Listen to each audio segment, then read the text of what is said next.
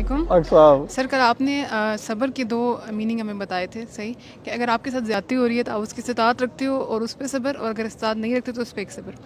لیکن ایک ہمارے پاس سچویشن ایسی آتی ہے کہ اللہ تعالیٰ کی طرف سے آزمائش آ جاتی ہے، کوئی جان کی آزمائش، کوئی مال کی آزمائش. Like I last my mother few months back.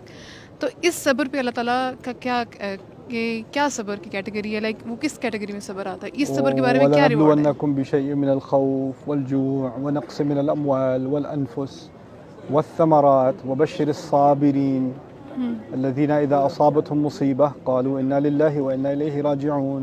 صحیح. بقرہ میں اللہ تعالیٰ نے کہا ہے ہم تمہارا ہر طرح سے امتحان لیں گے.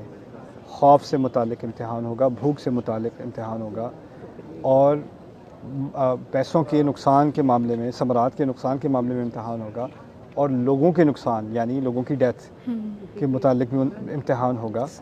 اور خوشخبری ان لوگوں کو جو ان تمام امتحانوں کے دوران صبر کو پکڑے رکھیں.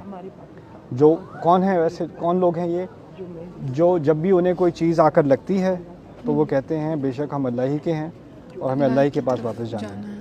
یعنی اگر آپ کی mother very sorry to hear انا للہ و انا الیہ راجعون، اگر وہ اللہ تعالیٰ کے پاس جا چکی ہیں تو کچھ چیزیں انسان کو اگر واقعی میں دل میں کھپ جائے نا، جب وہ یہاں پر تھیں تو وہ آپ کی کیئر میں تھیں، جب وہ اب دفنائی گئی ہیں تو وہ کس کی کیئر میں ہیں؟ اللہ کی کیئر میں. کس کی کیئر بہتر ہے؟ اللہ کی کیئر، اوبویسلی اللہ کی کیئر بہتر ہے. تو ان اللہ تعالیٰ کے الفاظ سے صرف صبر نہیں آتا، تسلی بھی آتی ہے. اور پھر ہم بھی اللہ ہی کے ہیں، ہمیں بھی اللہ کے پاس ہی جانا ہے. یعنی اگر کوئی چیز گئی بھی ہے، رزق میں سے کوئی چیز چلی گئی ہے، لوگوں میں سے کوئی چیز چلی گئی ہے، تو وہ کہیں غائب تو نہیں ہو گئی. ہماری طرح وہ بھی اللہ کی ملکیت ہیں، وہ اللہ کے پاس گئے ہیں، اور ایک دن ہمیں بھی جانا ہے، ہمیں بھی ادھر ہی جانا ہے.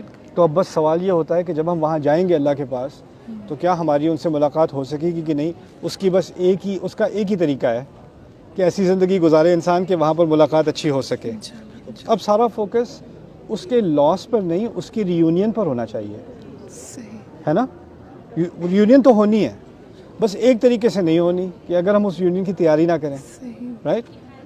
تو ہمیں جو موت کے بارے میں جو حکمت ہمیں سکھائی گئی ہے اس سے تو صبر بہت آسان ہو جاتا ہے. ہم سب سے زیادہ اس پوزیشن میں ہیں دنیا میں تمام مذاہب میں سے کہ ہم موت کو قبول کر سکیں. عجیب مجھے یہ نظر آتا ہے کہ ہم ہی نہیں کرتے قبول، ہم ہی نہیں کرتے. اور یہ کیونکہ ہم نے اپنے ایمان کو، اللہ کے کلام کو صحیح طرح سے دل میں نہیں اتارا. اس کو اللہ تعالیٰ ہمارے دلوں میں اتارے اور اس کو ادھر ہی رکھے، اس کو ثابت کرے ہمارے دلوں کے اندر.